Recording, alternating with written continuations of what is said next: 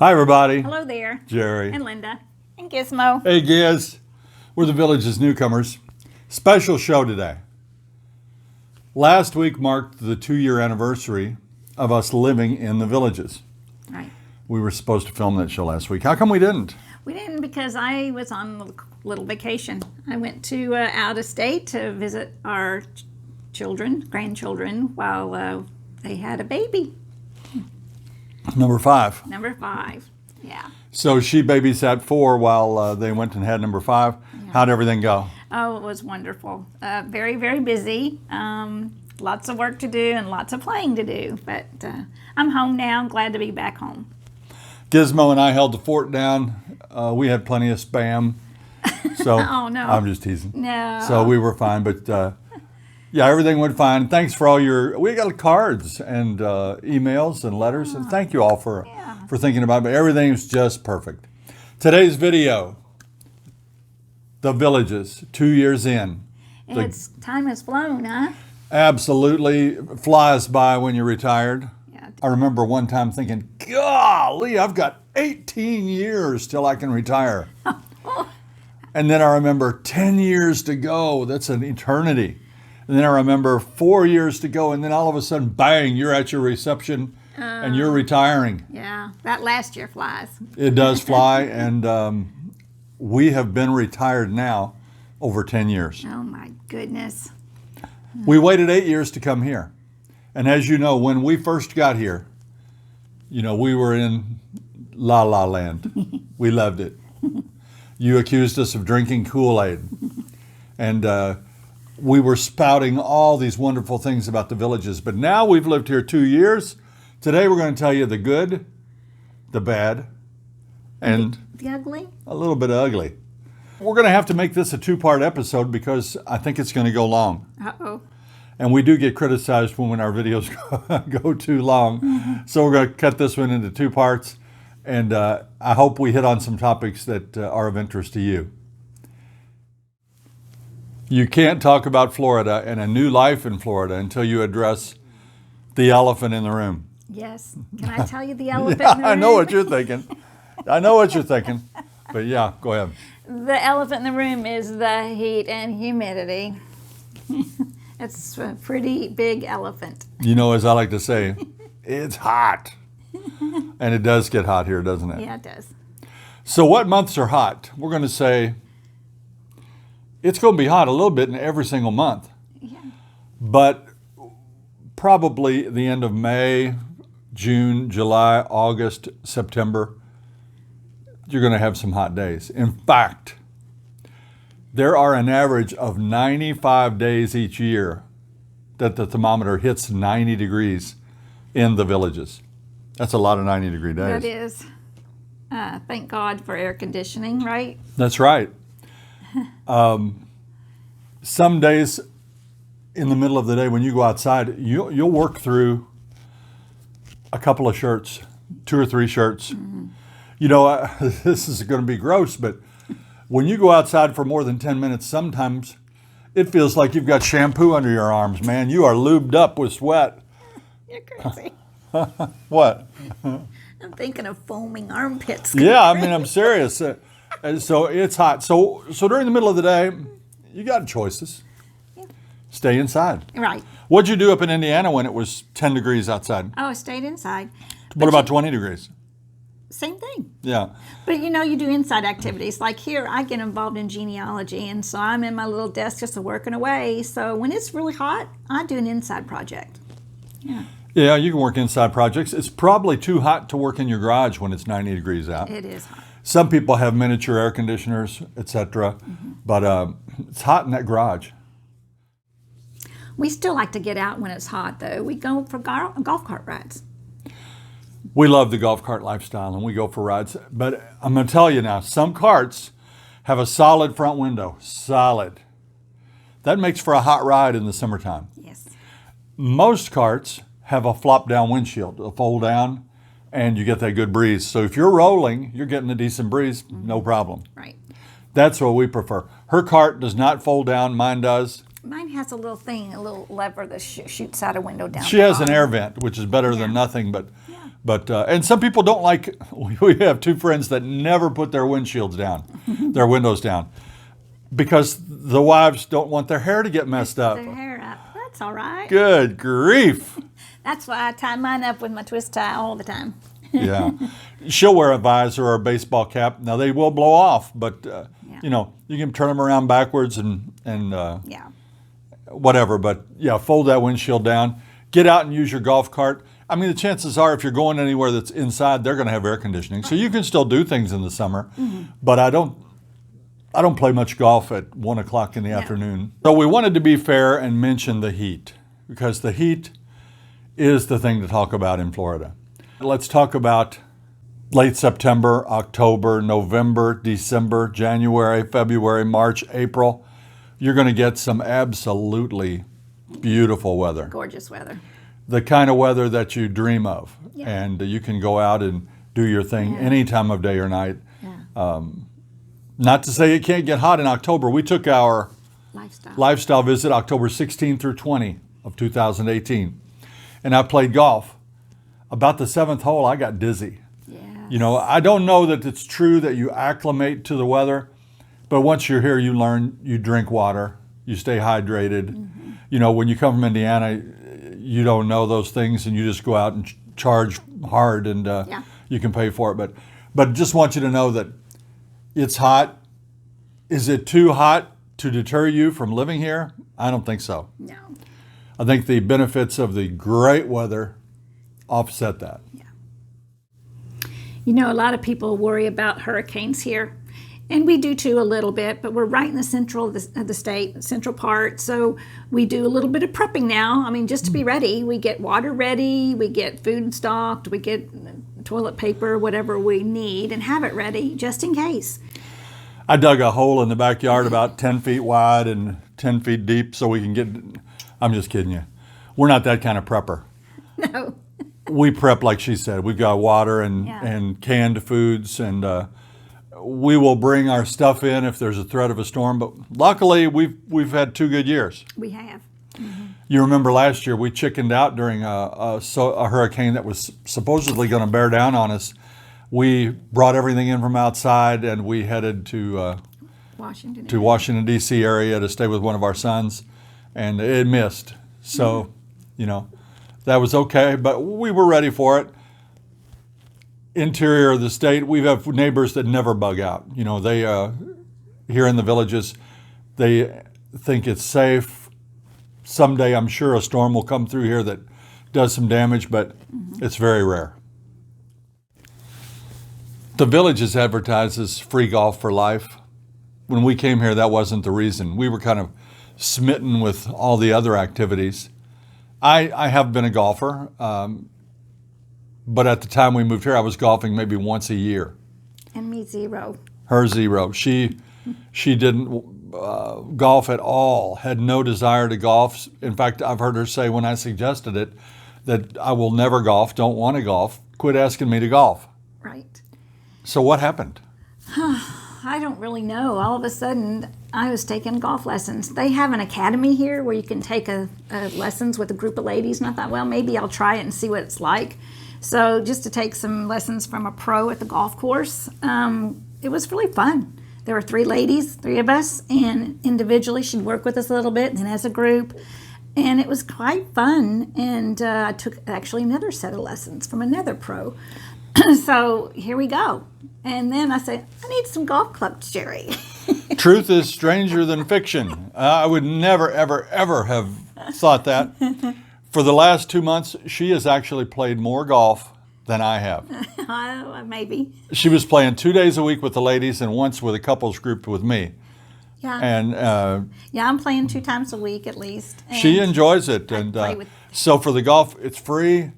Championship courses are not free. They're too expensive for me. They may be cheaper than other championship courses elsewhere, but still, when you move here and you can play free golf, I have not mastered the executive courses yet. Who masters them? I still find a challenge on the executives every time I play. They're free. Why not? But the golf has exceeded our expectations. Oh, we've met so many people too, and so much fun. And Plus, I have 2 pair of golf shoes, and I love shoes. You know, it's a cool thing. You remember Ruth that we did a show on? One day I wanted to play golf, but I didn't have a reservation. I had no tee time. You call the course and say, hey, Bob, or whoever answers the phone, do you have any openings today? And he told me, yes, I've got an opening at 3 o'clock. Come on out. So I went out there. I got paired up with Ruth's group. Now, Ruth is 92 years old. She puts me to shame in everything she does. Met her a wonderful person. And the same has happened countless times. You're paired up with people, and by the end of the round, you've met a wonderful person. Yeah. You know, so it's a good way to meet people. We've enjoyed it thoroughly. Golf here has exceeded our expectations. Sure has. How about the clubs and activities? Have they met what you had expected? Oh my goodness, yes. I love the clubs, and I love going to the rec centers. I was so involved before COVID. I was doing stretching and yoga and walk-off pounds and bunko, and there was so many things I was doing and want to do. I'd love to learn line dancing. I want to do card making. I'd like to join a geology club, not geology. It's easy for you to say. Genealogy club, not a geology club, no. I would like to join the geology club. But anyway, I miss that, and so that's the biggest thing right now is they've cut back everything at the rec center. So I'm looking forward to the day when they open. Remember we did the ukulele? Oh yeah, Ukulele club. Oh, that was fun. really fun. Yeah. Lots of things. They say they have 3,000 clubs. Yes. So you're going to find something to do. They're still operating even with the pandemic, but yeah, give it a shot. Yes. We're happy with the club situation. We had not even thought about the traffic when we moved here. Since we moved here, we've seen a lot of complaining in the newspapers, people we meet complaining about the traffic. Well, if you complain about the traffic here, you better never drive up in the Washington, D.C. area or the Atlanta, Georgia area, New York. or even Louisville, Kentucky area. Yes. You know, this traffic is nothing. Nothing. You know, people complain about the roundabouts. Oh man. Roundabouts are great. They're so fun. They're not fun. Yeah, they are. I think they are. If they're fun, you're going too fast. I'm not going fast. But you go to the roundabouts, you might wait for a max of 30 seconds before you get to enter the roundabout. Yeah. Big deal, right? So traffic here, not a problem. Don't be fooled by the people that complain about the snowbirds and the increased traffic. Of course, this year with the pandemic, a lot of snowbirds didn't make it back. Right. A lot are still in Canada. Bless you up there in Canada. We're sorry that you haven't made it back yet. Oh. That's really a tough thing when you own a home somewhere and you're really wanting to get there to escape the winter and you can't do it. So hats off to you, and we're so sorry about that. But no, snowbirds totally do not spoil life here in the villages. And I don't understand the people that say they do. It gets a little more crowded, but these folks have homes here. They pay their amenity fees, Your taxes. you know, and they're here in the winter, but they go home in the summer and leave everything to you. So nothing to complain about. Traffic, no big deal. Healthcare. When we came here, we were still on our employer's healthcare plan from back where we taught. We had a 10-year bridge to Medicare. And we didn't give healthcare a whole lot of a thought before we moved here. And when we got here, we found that with our insurance plan, it was difficult to find providers that were in network. And then we had a big shock, didn't we? We sure did. I got sick. I did not have a doctor. We didn't have dentists. We didn't have anything. And so that's one thing you need to do when you get here. Get established with your doctor, your dentist, and your health care, because we were pretty lost for a while. Yeah. We did find a primary care physician. We're totally happy with him. We wish he spoke better English, but he's a great doctor. And I don't speak 2 languages. I'm not being snooty. No. I take my hat off to him. He's Yes. speaking. He can speak 2 languages. I can only speak 1, but it's a little hard to understand. You're going to find that down here, that there will be doctors from other nationalities, and they're brilliant. And we've had good luck. And she has She's been to 2 different cardiologists. We like them both very much. They work together. Yes. And they're great. We have been to a diagnostic center for blood testing and mammograms and things like that. And great. Our stay in 2 hospitals, so we went to 2 different hospitals, was excellent. So we don't have the complaints that you probably will hear. You know, Abraham Lincoln, I think, and somebody else said it too, but you can please some of the people some of the time and some of the people all the time, but you can't please all the people all the time. Nope. There are always going to be complainers. Yeah. For us, the healthcare system has been fine so far. The glitch for us was our insurance company did not have a lot of in-network providers here. Another frequent question we get about the villages is the crime. And we didn't think much about the crime. I mean, we figured it's a retirement community, 55 plus. If you've watched our other videos, you know what I thought. I thought it was going to be like the little village in the movie Cocoon. Yeah. I love that movie. So I thought it was a little place till we came for our lifestyle, and then we realized, holy moly, there's 130,000 people in the villages. All right, you got 130,000 people. You have all sorts of salespeople coming through.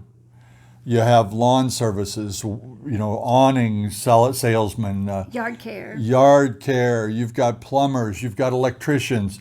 Lots of people in different jobs coming here to do jobs every day. So you have 130,000 villagers, and you have thousands of other workers coming in and out, plus the big roads that go through the villages, 466, 466A, 44, Highway 27/441, Highway 301. These are all roads where anybody can travel, Right. but they'll come right through the villages. And any accidents that happen, any robberies, any situations at all that are deemed to be criminal, somehow get labeled in the villages, even though they're by people that don't live in the villages and they happen on roads passing through the villages. So we don't think the crime is bad. We don't personally know anybody that's been affected by it here. Does it happen? Yes, it happens. Are there criminals living here? I'm sure there are. 130,000 people. There are going to be some criminals. There are going to be some sex offenders. There's going to be embezzlers. There are going to be probably people in the witness protection program. Who knows? It's a big city. But crime, you're safer here than most places, I think. They also have the neighborhood watch. So they do have trucks going around the neighborhood every night helping watch your home if you're gone, or just to take care of things. So I feel very safe here. To wrap it up, after 2 years, is crime a problem for us? Absolutely not. With that, we're going to wrap up part 1 of good, the bad, the ugly in the villages after living here 2 years. In part 2, we'll discuss, did we bring the right things? Are we satisfied with the stuff we shipped down? Did we make any mistakes? We're going to talk about another fear of people and whether we realized that or not after we moved here. Bugs, alligators, those sorts of things. We're going to talk about our favorite locations and restaurants, etc., that we miss from back home. Have we replaced those? We'll do all that in section 2. Plus, we'll give you a big wrap-up of how we feel after living here. Hope you'll tune in and watch that one. Please hit the like and subscribe button. Until next time. See you when you get here.